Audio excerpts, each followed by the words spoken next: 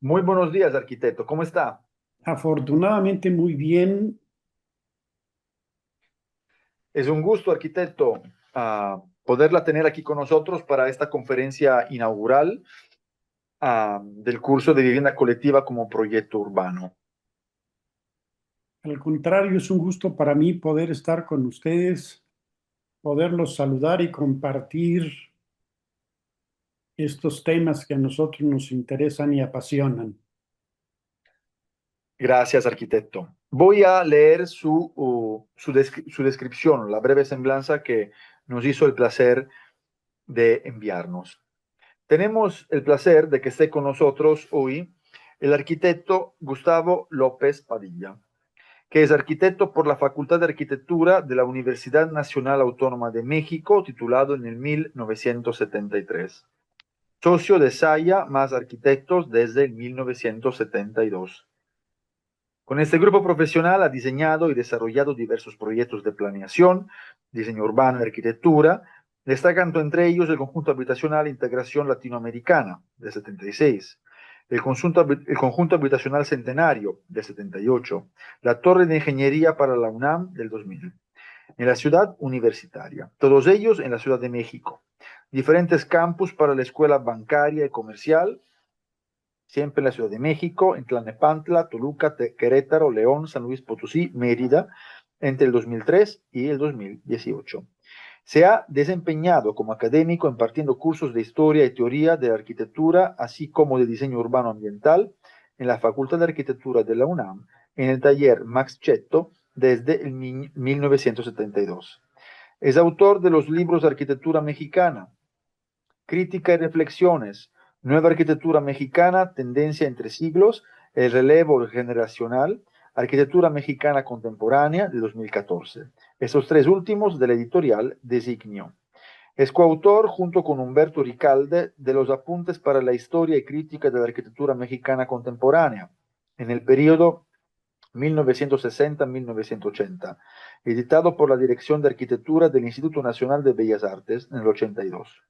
También es coautor de los libros Ciudad de México, Arquitectura, 1921-1970, Arquitectura de Sinaloa en el siglo XXI, en colaboración con Carlos Ruiz Acosta y Alonso Carrillo, y el libro de la Segunda Bienal de Arquitectura de Paisaje Mexicana del 2013. Ha sido curador, haciendo equipo con Honorato Carrasco Mar y Lucía Cesati, de dos ediciones de las exposiciones llamadas 21 Jóvenes Arquitectos Mexicanos de los años 2012 y 2018, que se montaron en la Ciudad de México en el Museo Universitario de Ciencias y Artes de la Facultad de Arquitectura de la UNAM y en el Museo de Arquitectura del Palacio de Bellas Artes y en algunas otras entidades de la República Mexicana. Es editor desde el año 2010 de una página dedicada al análisis y la reflexión acerca de la arquitectura y las ciudades, con particular interés en México. Muchísimas gracias, arquitecto, por estar aquí con nosotros. Voy compartiendo su presentación y le cedo la palabra.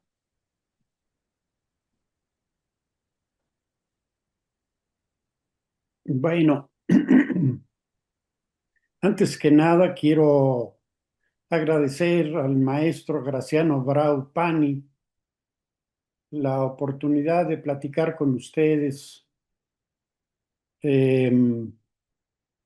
hoy y vamos a hablar sobre un poco sobre la vivienda social en el México contemporáneo.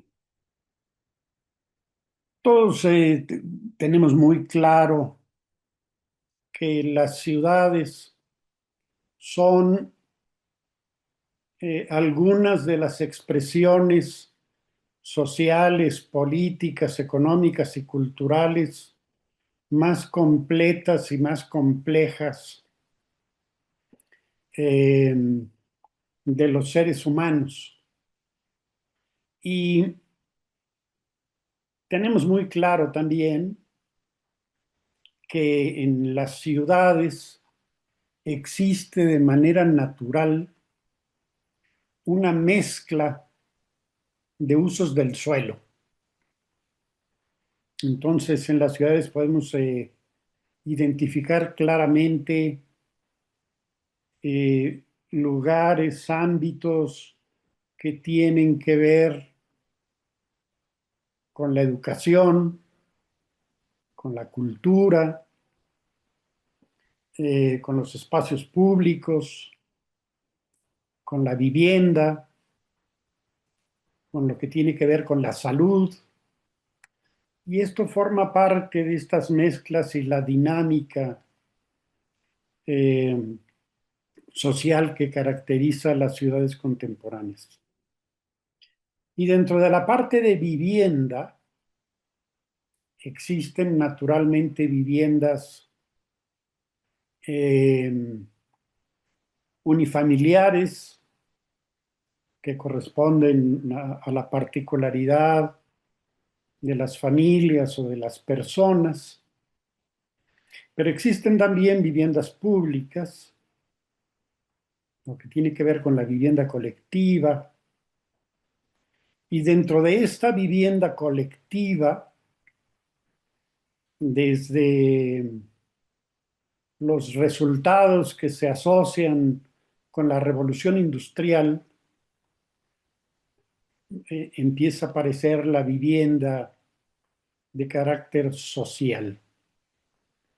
Esta vivienda social que de alguna manera es responsabilidad de los gobiernos de las ciudades como parte de su responsabilidad económica, política y social.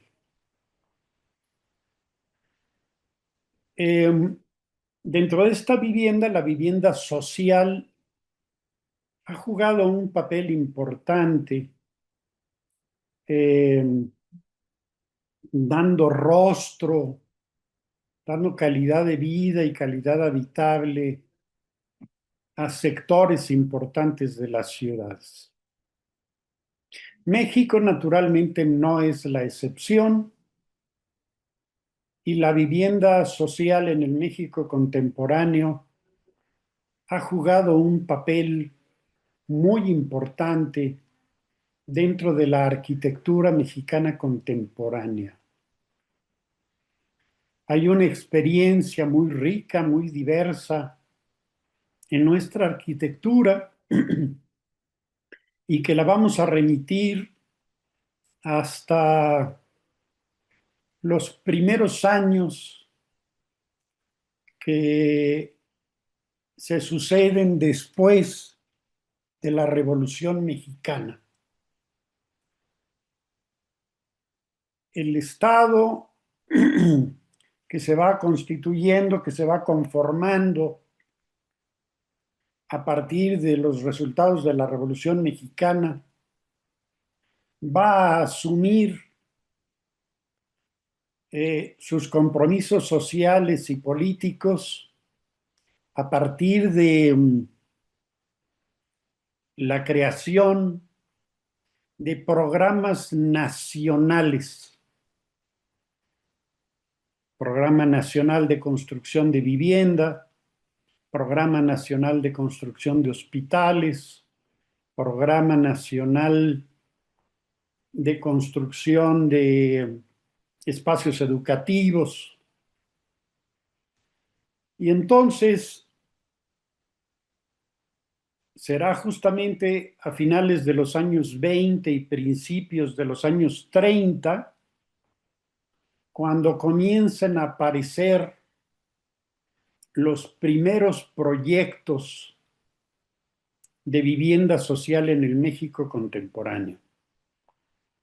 Estos proyectos, naturalmente, se van a ver influidos por las experiencias, sobre todo europeas, las experiencias en la Europa central, las experiencias que en materia de vivienda social se van a desarrollar en Inglaterra, con estos desarrollos urbanos que conocemos como las company towns, en Alemania, con estos desarrollos urbanos, recuerdan ustedes que se llaman Siedlungen, en Austria, con las Hofe Australia, en Austria, y va a ser muy importante, naturalmente, la presencia de la arquitectura francesa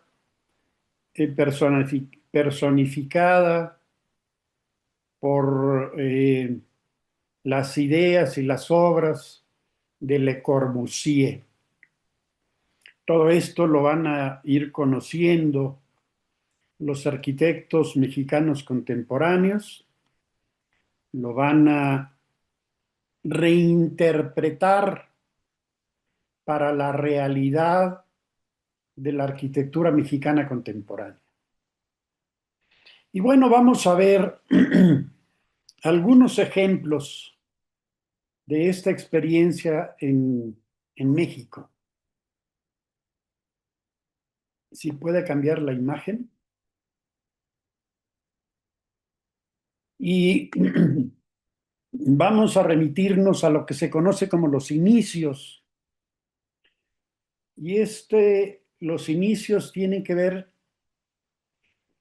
entre otras gentes, de manera muy importante, con lo que tiene que ver con Juan Legarreta, que hizo primero un proyecto de vivienda para obreros, un conjunto individual, y luego esto lo experimentó a partir de conjuntos,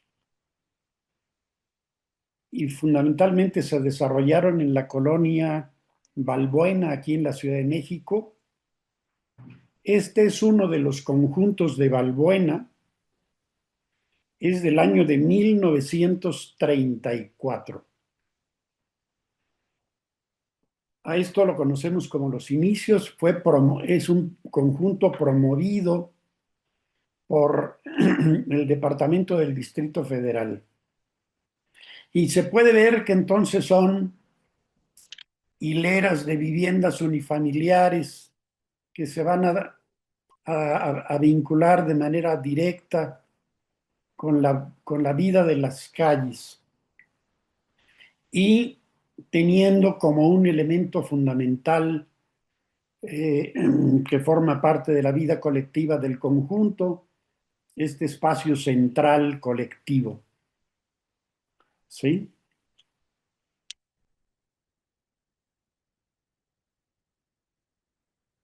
Y esta es la imagen de estos conjuntos de vivienda. Hablamos de vivienda unifamiliar, una vivienda desarrollada en 2 pisos, teniendo una terraza que da al espacio del frente, y luego en la planta baja, naturalmente, los espacios públicos de sala, comedor, cocina, en la parte de atrás un jardín y en la parte de arriba los espacios privados. Es notable, y se ve a la izquierda, el tener los tinacos. En aquel tiempo era muy importante que la gente supiera que tenía agua corriente, que no era usual por esos años en la Ciudad de México. Por esos años también se empiezan a instrumentar los proyectos de infraestructura de agua potable y drenaje para la Ciudad de México.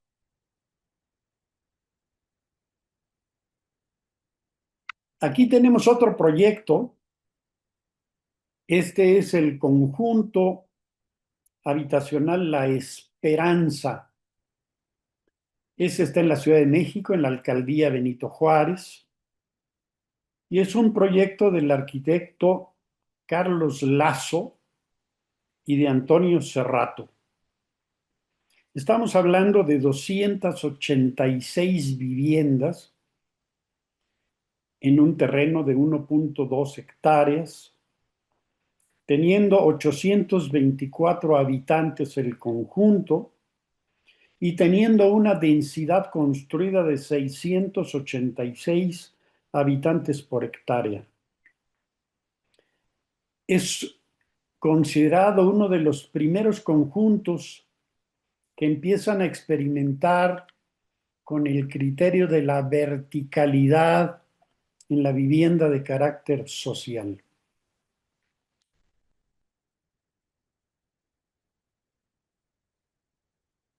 Y ahí tienen ustedes la imagen. Estamos hablando de un conjunto que tiene 5 niveles. Son departamentos que van a tener entre 50 y 60 metros cuadrados construidos. Es un conjunto muy interesante. Existe el conjunto. Es un conjunto que originalmente era abierto a la ciudad, formando un barrio.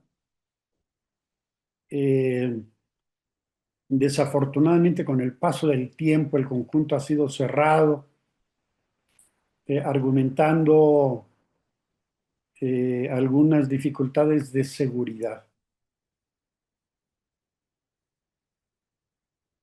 Luego tenemos este otro proyecto. Es un proyecto muy interesante.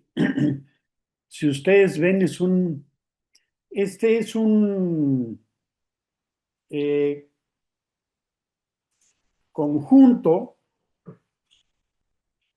que es el conjunto que se proyectó para los trabajadores de la SCOP, la Secretaría de Comunicaciones y Obras Públicas.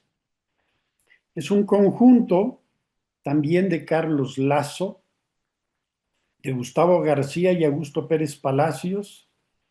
Está en la delegación Benito Juárez en la Ciudad de México. Es un terreno de 2.7 hectáreas, lo que tiene que ver solamente con la vivienda, porque lo que es propiamente la vivienda es lo que se ve más oscuro, pero este es un proyecto que aprovecha toda la infraestructura que originalmente había sido planteado como un hospital, pero que posteriormente cambió y se convirtió en las instalaciones de la Secretaría de Comunicaciones y Obras Públicas. Entonces, complementando las instalaciones de la Secretaría, se hicieron estos eh, bloques lineales de vivienda justamente para los trabajadores del Estado. Y es muy interesante. Tiene por el interior un, un recorrido peatonal. A esto se le ingresa por la punta. Tiene un pequeño espacio público muy pequeño y después prácticamente la vivienda vive hacia la calle.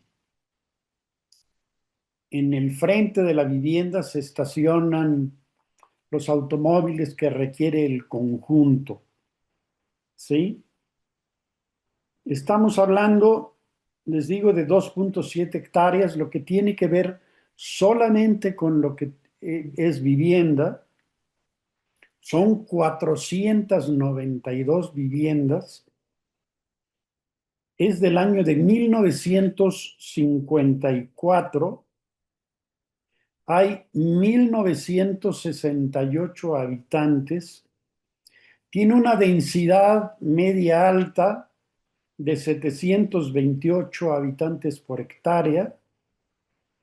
Y esto fue promovido por el Instituto Mexicano del Seguro Social.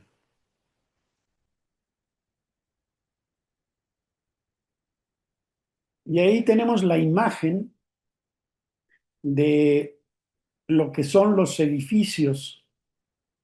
Tienen un carácter lineal absolutamente. Y en la parte del frente y en la parte posterior tiene una zona jardinada que se puede recorrer a pie. Eh, es un conjunto que forma parte eh, de la vida de barrio en donde está ubicado. Eh, y es una experiencia interesante y es uno de los pocos proyectos que tienen este carácter absolutamente lineal.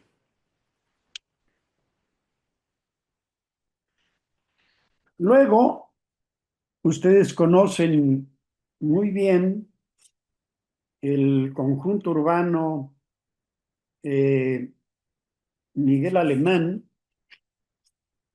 ¿sí?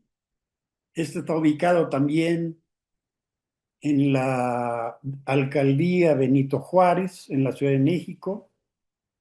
Es un terreno de 4 hectáreas. Estamos hablando de 1080 viviendas. Estamos hablando de 3240 habitantes en el conjunto.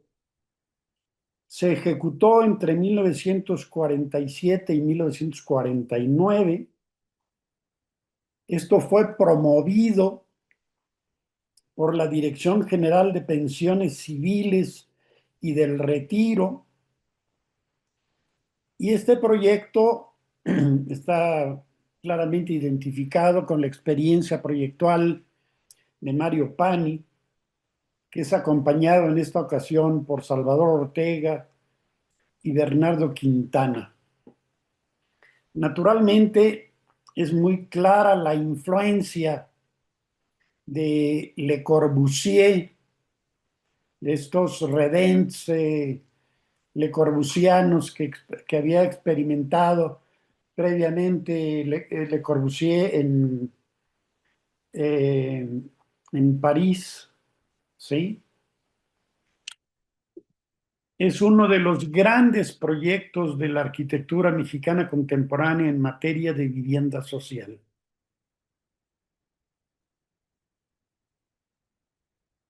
Luego, este proyecto de aquí es el conjunto de la Unidad de Independencia. Esto está al sur de la Ciudad de México.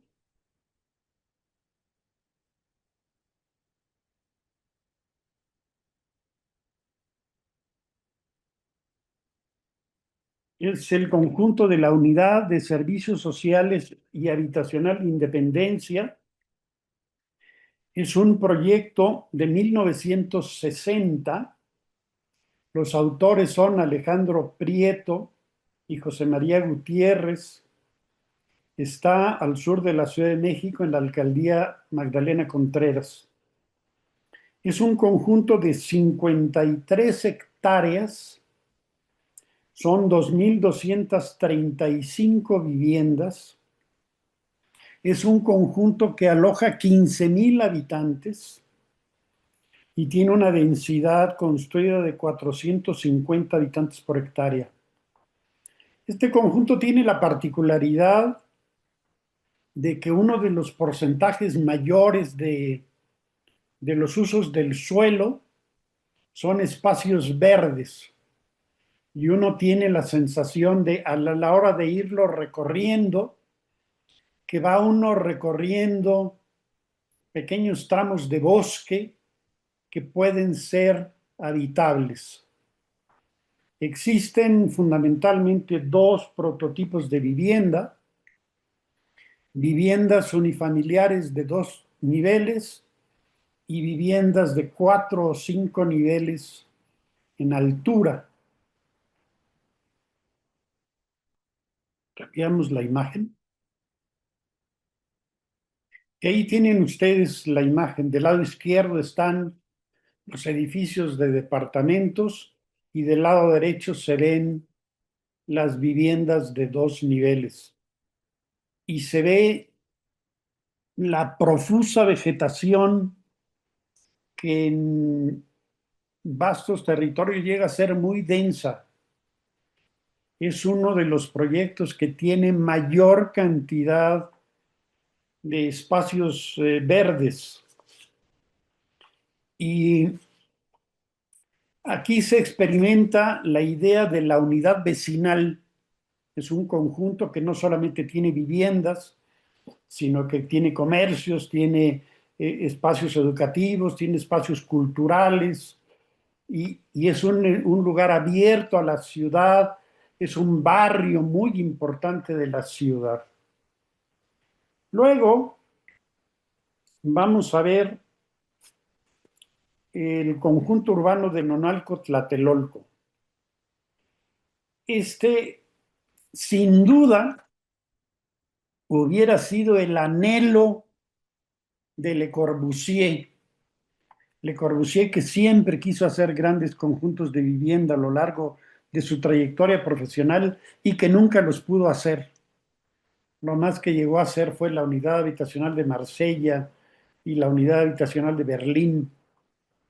Y este proyecto de 1964, también de Mario Pani, está en la alcaldía Cuauhtémoc, tiene 70,000 habitantes, es todo un sector importante de la ciudad, tiene 11,916 viviendas, tiene una densidad construida de 912 habitantes por hectárea.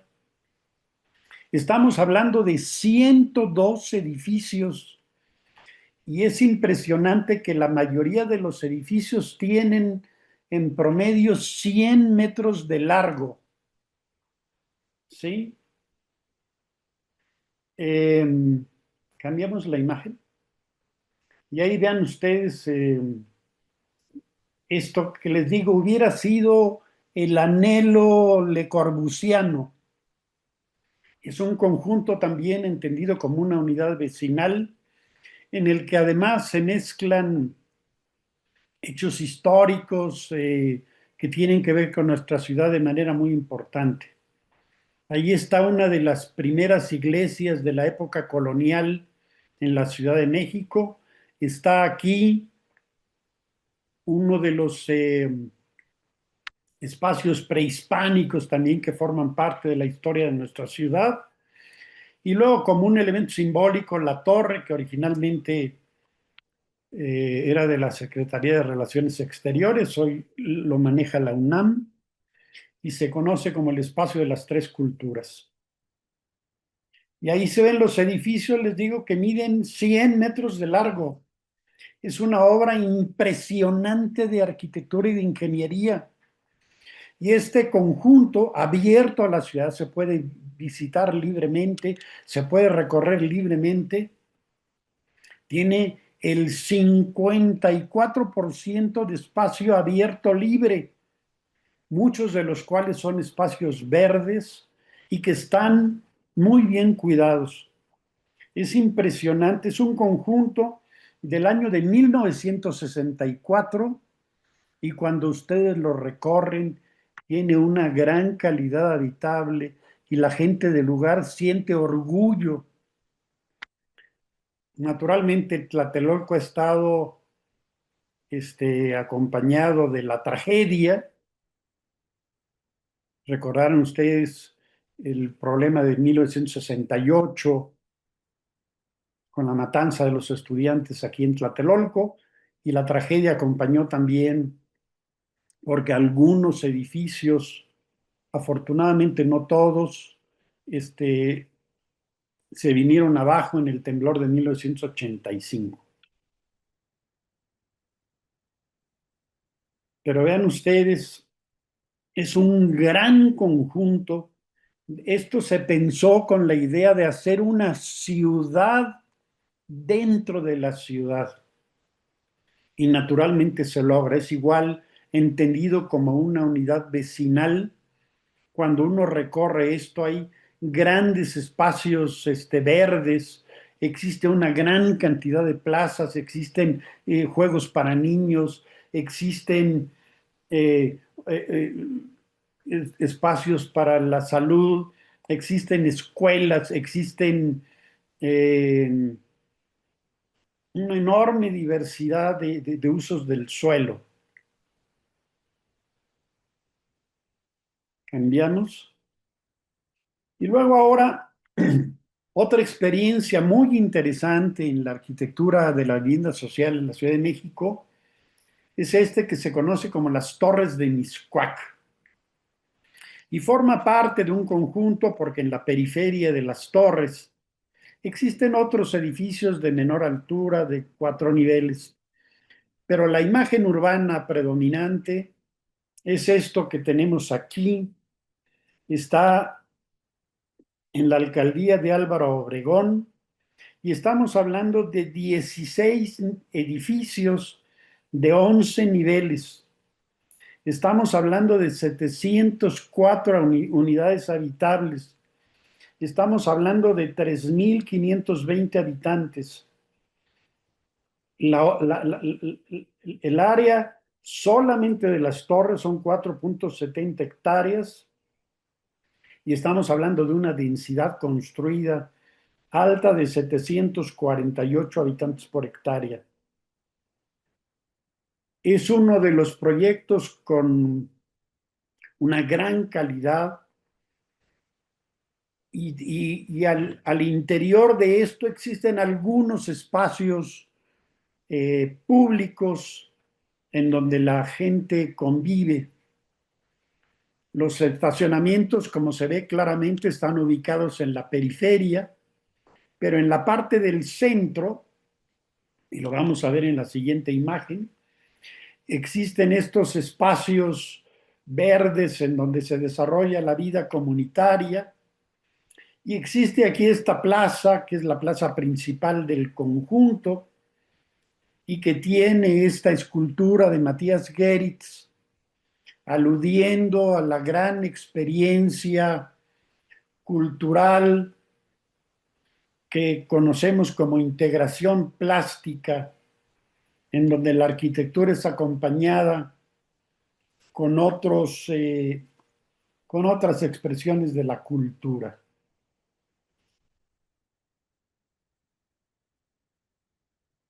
Luego vamos a ver lo que se conoce como la unidad habitacional El Rosario. Es del año de 1974. Esto fue de las primeras grandes obras promovidas y desarrolladas por el Infonavit.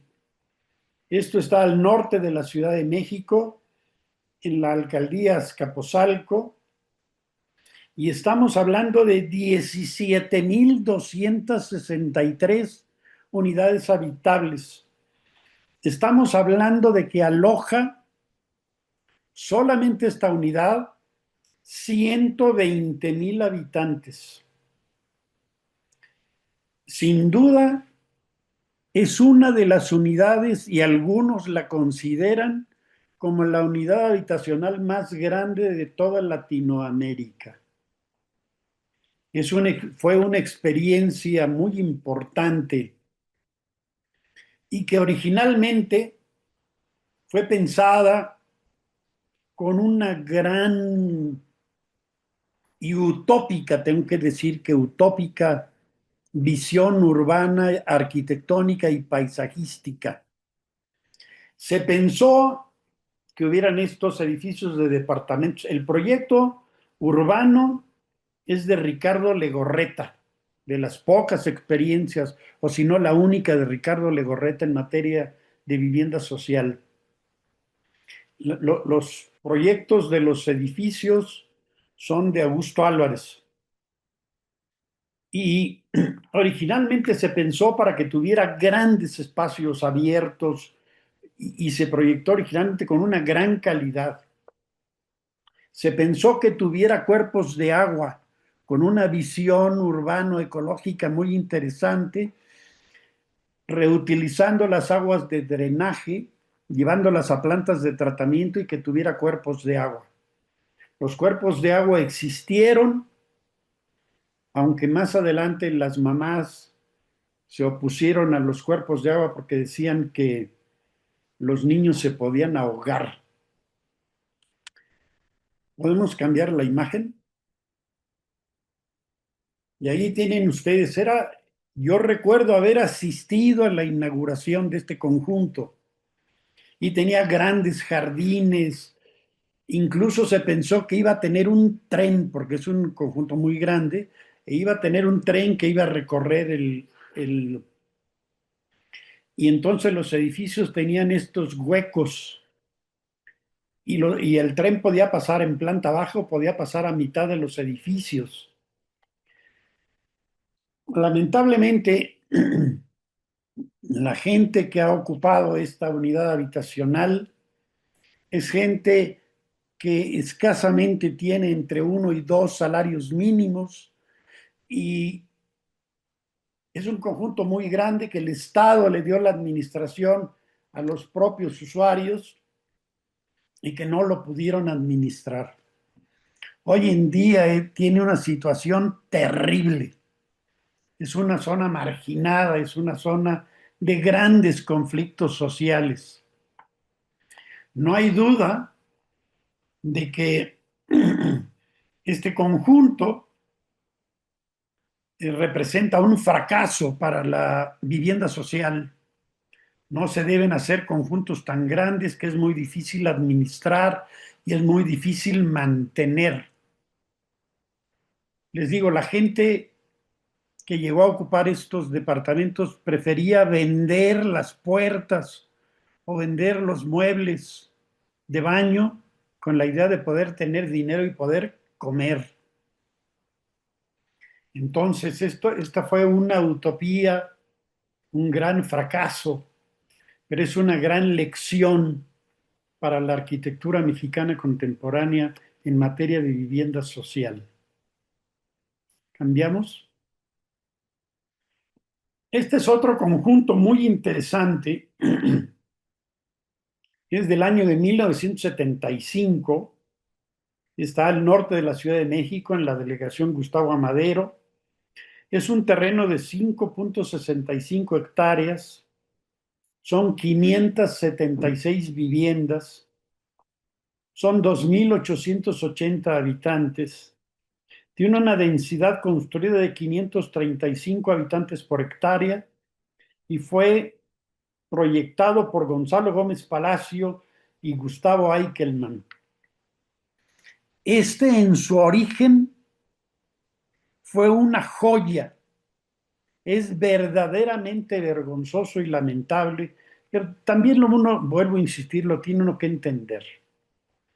Yo recuerdo haber visitado mucho esto individualmente y con mis alumnos de la universidad y tenía una enorme calidad, organizado a partir de este eje de composición en donde se iban desarrollando plazas y se iban abriendo perspectivas visuales y vivenciales de una enorme calidad. Lamentablemente, volvió a suceder lo mismo que en el Rosario. Vean ustedes la calidad. Esto todo hecho en tabique. Era un lugar maravilloso, verdaderamente maravilloso. Hoy en día ustedes lo visitan y está en unas condiciones verdaderamente terribles. Nuevamente la gente no tuvo la capacidad de organizarse, no tuvo los recursos para poder mantener su conjunto y hoy en día es una de las experiencias terribles de deterioro eh, y hay que aprender como una experiencia fallida dentro de la arquitectura de vivienda social en, en, en la arquitectura mexicana contemporánea. Este es un conjunto que se llama la Unidad Integración Latinoamericana. Está al sur de la Ciudad de México, en la alcaldía de Coyoacán. Tiene 10.8 hectáreas. Son 1.460 viviendas. Son 8.050 habitantes. Tiene una densidad construida de 745 habitantes por hectárea. Y esto fue promovido por el ISSSTE. Este proyecto fue diseñado por Félix Sánchez Aguilar, por Luis Sánchez Renero, por mí también, Gustavo López Padilla, por Fernando Mota Fernández. Invitamos para este proyecto a Héctor Mesa y Humberto Ricalde. Es un proyecto que tiene una mezcla de alternativas de vivienda. Es un proyecto que tiene dos entradas. Del lado izquierdo, una entrada sobre Avenida Universidad y del lado derecho hacia Cerro del Agua, con muy castigado lo que son el acceso, y entonces esto llevó a tener un circuito vehicular que se puede ver ahí, y entonces se proyectaron fundamentalmente plazas. Vamos a pensar en la diferencia entre las torres de Miscuac que ya vimos. Y esto aquí, la idea cuando planteamos este proyecto no fue tener edificios aislados, sino crear plazas, crear lugares como planteaba Christian Norbert Schulz. Entonces existen plazas de diferente escala. Hay edificios de 5 niveles, hay edificios de 10 niveles, hay edificios de 12 niveles y hay edificios de 16 niveles. Tiene la característica también de que el 54% del espacio eh, en el territorio es espacio público. Y tiene la particularidad que abajo de las plazas se ubicaron los estacionamientos. Y entonces esto permitió tener una gran cantidad de espacio verde y espacio como plazas.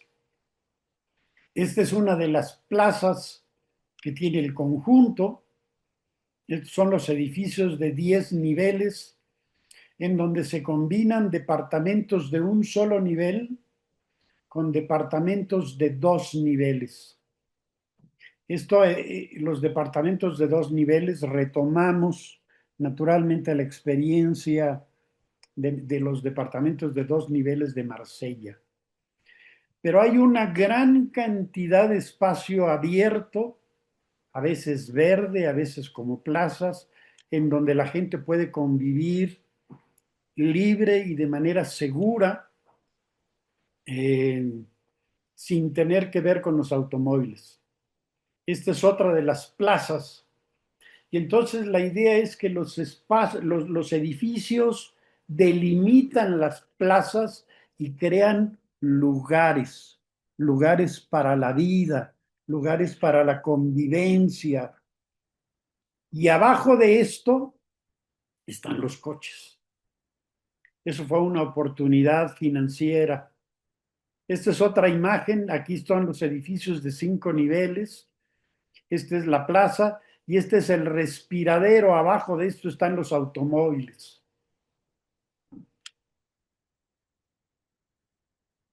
Y también se experimentó con algunas pequeñas calles que nos recuerdan las calles tradicionales. Y estos son los mismos edificios de 5 niveles que miran ahora hacia la calle. Y vean ustedes la vegetación que tiene una gran presencia.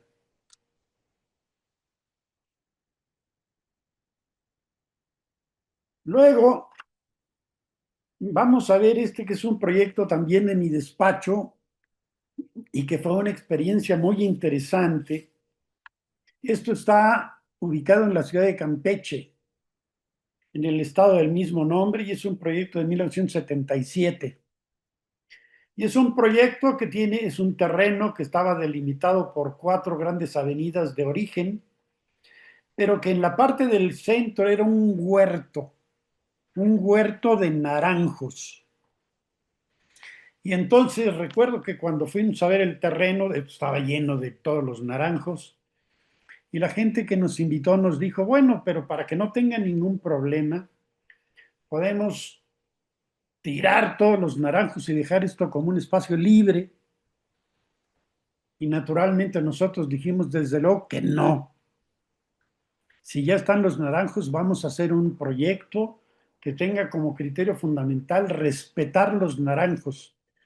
Y ahí se ve, los naranjos estaban a cada 7 metros. Y entonces lo que nosotros hicimos fue tratar de meter una estructura construida en donde los naranjos fueran ubicándose en los patios y en las calles. Todo esto es un entramado sistemático de 7 por 7. Son viviendas de 2 pisos, es un lugar caluroso y húmedo. Procuramos la ventilación natural cruzada. Y ahí está la imagen de las viviendas y ahí están los naranjos, de los cuales se conservó casi el 70% naranjos produciendo naturalmente sus frutos con la idea de que la gente camina en las calles y puede tomar los frutos o puede disfrutar del aroma de la flor de azahar por las noches.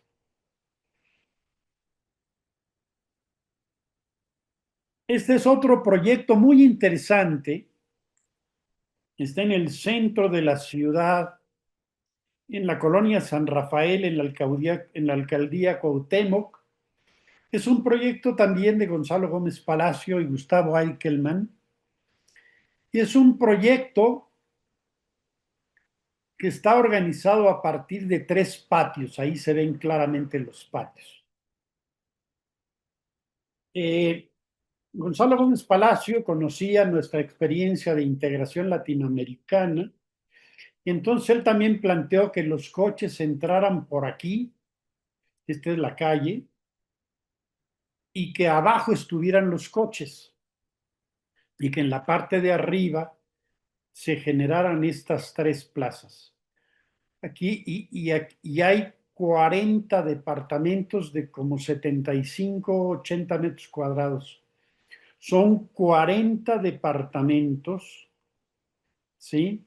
Son 200 habitantes y tiene una densidad de 2,000 habitantes por hectárea. Este es un proyecto muy bonito, muy bien ejecutado, muy bien realizado y que podemos entender que se puede insertar en diferentes lugares de las ciudades a manera de acupuntura urbana. Podemos cambiar. Ahí está la imagen. Se ve, no,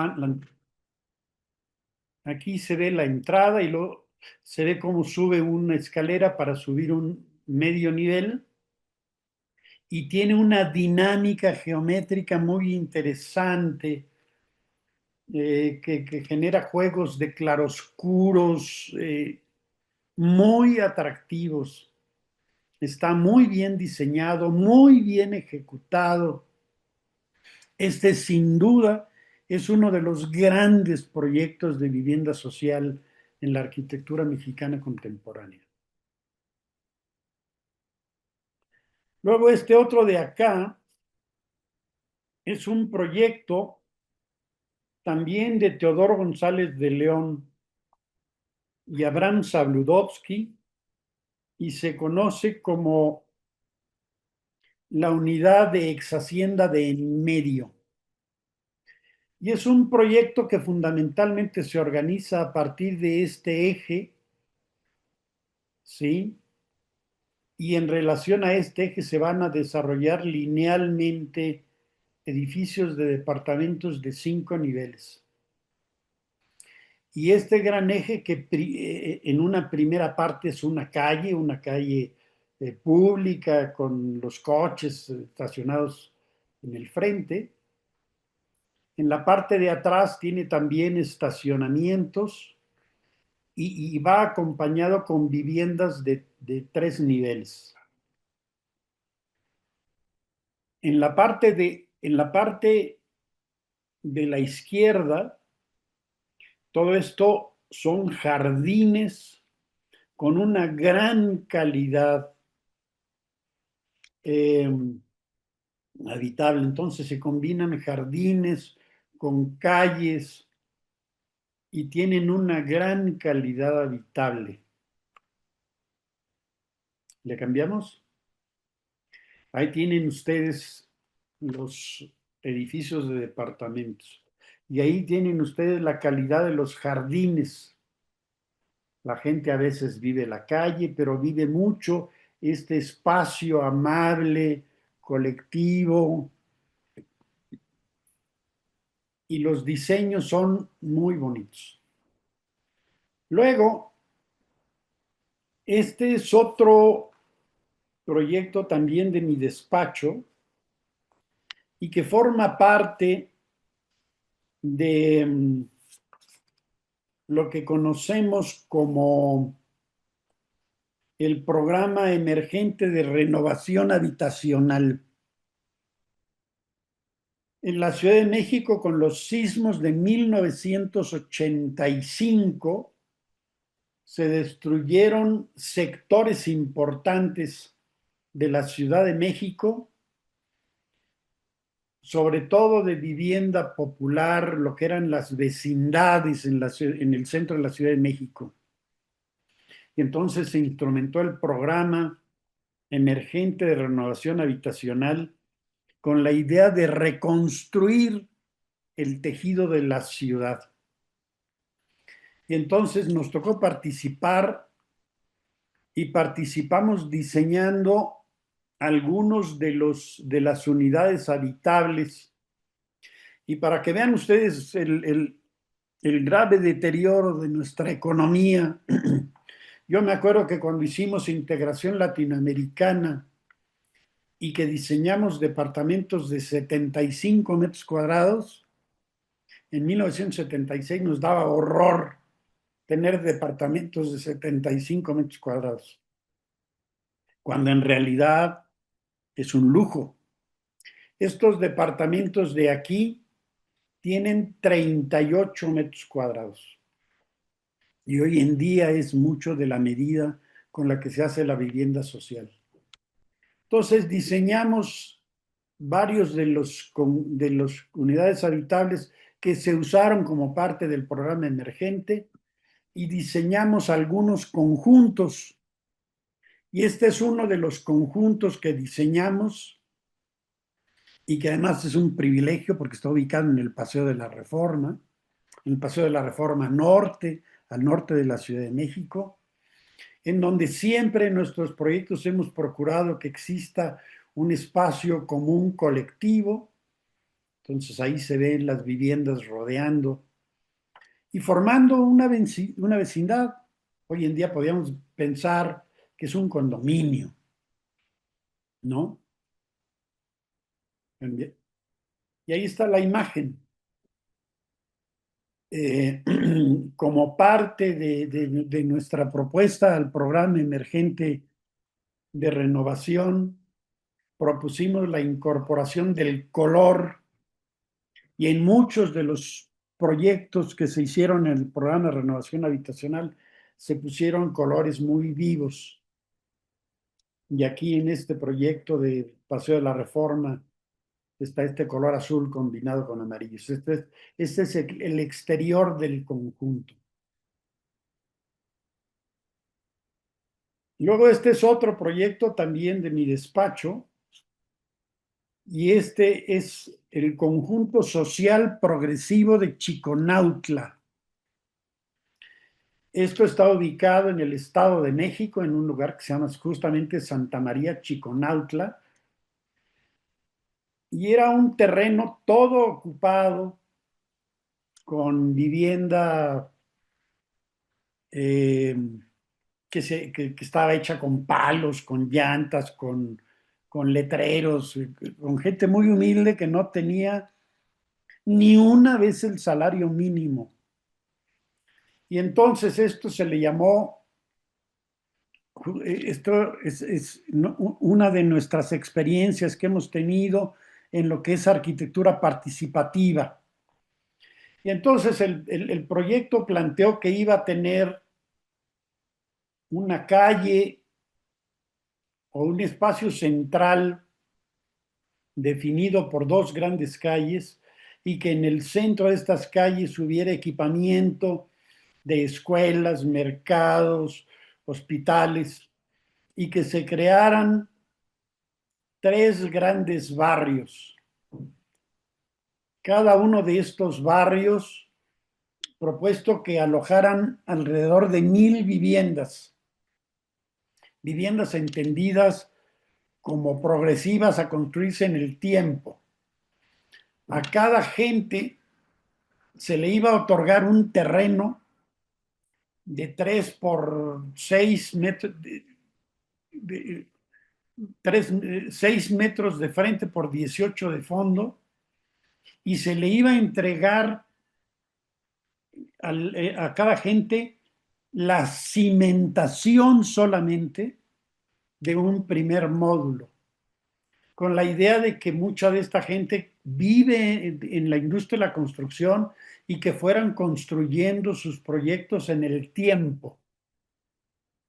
Y entonces se hizo un proyecto de viviendas que iban creciendo en el tiempo, y a cada gente en la parte del centro se hizo una zona en donde se vendían materiales de construcción y había una oficina con estudiantes de arquitectura e ingeniería, y se construyeron. ¿Podemos cambiar la imagen? Esta es la unidad básica de la que partimos, con la idea de crear igual la idea de una vecindad. Son 17 viviendas y había 3 diferentes prototipos de vivienda, el prototipo A, B y C. Y a la gente se le entregaban sus planos y les digo, se construía un primer módulo de 3 metros por 6 metros, solo la cimentación. Y la idea es que la gente fuera construyendo poco a poco con sus recursos la vivienda. Y se construyó un módulo como este, en donde imaginen que en un terreno estaba solamente la cimentación de la vivienda. En otro terreno estaba el primer módulo de vivienda, los muros, y se veía cómo estaban los muros y los castillos. En otro terreno ya había un techo. En otro terreno se construía la parte de en medio, de donde está la cocina y el baño. Y en otro terreno, en la parte del fondo, se construían los lugares privados de las recámaras. Entonces, había una vecindad que tenía todas las etapas que se debían de construir. Y entonces la gente podía, de acuerdo a sus posibilidades, ir de pronto a conseguir unos cuantos bloques de cemento y con sus amigos, con su familia, irlo construyendo poco a poco. De igual manera, hay un espacio central y bueno, y estaba una zona de estacionamiento. Y en la siguiente imagen hemos visitado también Chiconautla y ha funcionado bastante bien. Esta es una de las pocas viviendas que se conservan originalmente. Eran bloques de cemento, puertas originalmente metálicas, los techos eran de láminas y que estaban originalmente puestas con corcholatas y clavos. Y vean ustedes del lado izquierdo ya pasado el tiempo. Este es un proyecto del año de 1983. Y pasado el tiempo, vean ustedes, algunas gentes ya han construido viviendas de 2 niveles con una diferente calidad. Y creo que aquí termina la presentación. Entonces, bueno, es un recorrido.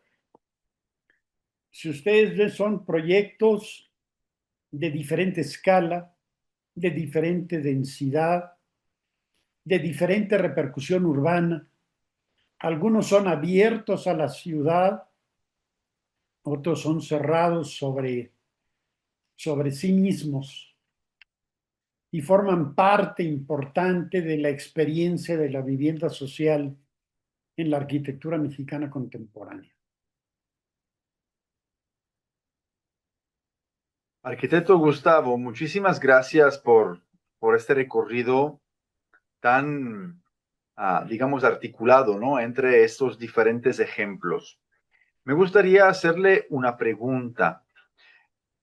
Estos ejemplos, o la mayoría de estos ejemplos que usted nos presentó, tienen toda una serie, pues, de valores, ¿no? O que hacían, digamos, o volvían interesantes sus conjuntos, ¿no? Por ejemplo, hablando del conjunto de integración latinoamericana que ustedes diseñaron, el tema de que aparte de tener diferentes densidades, diferentes tipos arquitectónicos, se cuidó mucho lo que es el espacio público y su calidad, ¿no?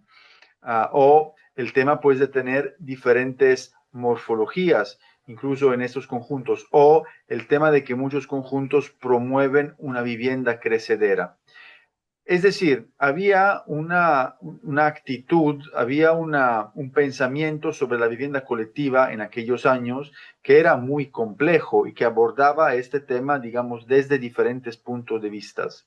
Ahora bien, según su experiencia, ¿cuáles serían, si es que hay, los puntos que pudiéramos rescatar de todos estos conjuntos para una aplicación, por así decirlo, efectiva en el contexto, por ejemplo, mexicano contemporáneo de hoy, año 2026? Es decir, ¿usted qué rescataría, qué aplicaría de todos estos criterios o cuáles son los criterios más aplicables que ustedes ve hoy en día dentro de estos conjuntos para volver a construir vivienda social de calidad en nuestro país? Bueno, habría que pensar en primera instancia en la idea fundamental de que hacer arquitectura es hacer ciudad. Entonces, habría que pensar que los nuevos conjuntos tienen que estar pensados con la idea de hacer ciudad, de consolidar barrios o de crear barrios.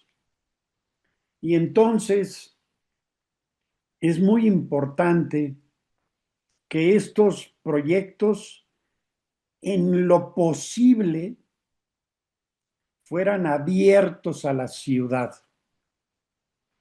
que formaran parte del tejido de la ciudad. Es muy importante, además, que en estos proyectos se mezclen diferentes grupos sociales y económicos. Es fundamental para la vida de las ciudades que se mezclen diferentes medios económicos y medios culturales. Y es muy importante que dentro de estos proyectos existan espacios abiertos, colectivos, que puedan ser vividos por los habitantes de un conjunto en particular, pero que puedan ser vividos también por el colectivo de la gente que vive alrededor de los conjuntos. Hoy en día vivimos tiempos muy difíciles en las ciudades y particularmente en México, el problema de la seguridad. Es terrible que en muchos de estos conjuntos, y lo platicamos usted y yo ahora en su reciente visita y lo pudimos ver, como muchos grandes conjuntos, y quiero pensar en el Rosario, quiero pensar en Iztacalco, quiero pensar que tenían grandes espacios abiertos públicos, hoy en día son cerrados, y no solo cerrados, sino son ocupados por coches, y están ocupados además los coches con jaulas que protegen los coches. Entonces,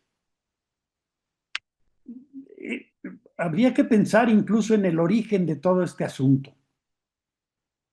En el origen de todo este asunto tenemos que apostar primero por la educación.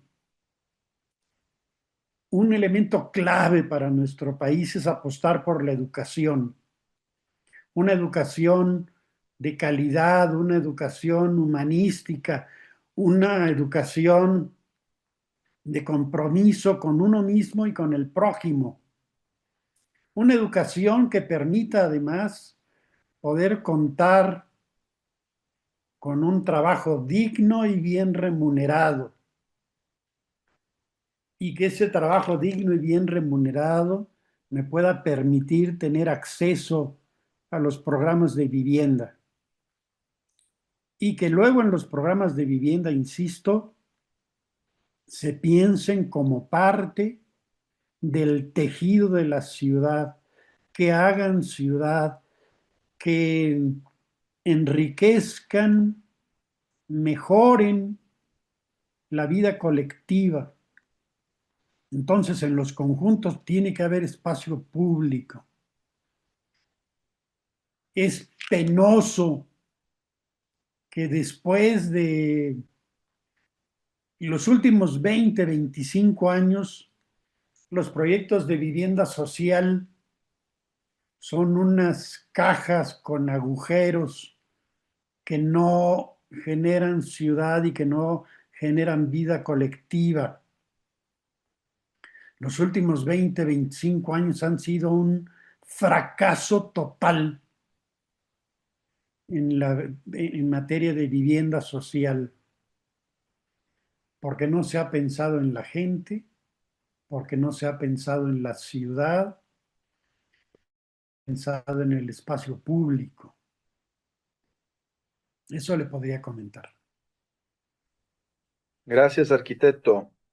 Dejo aquí abierta la sesión por si alguien de ustedes quiere aportar o preguntar algo al arquitecto Gustavo.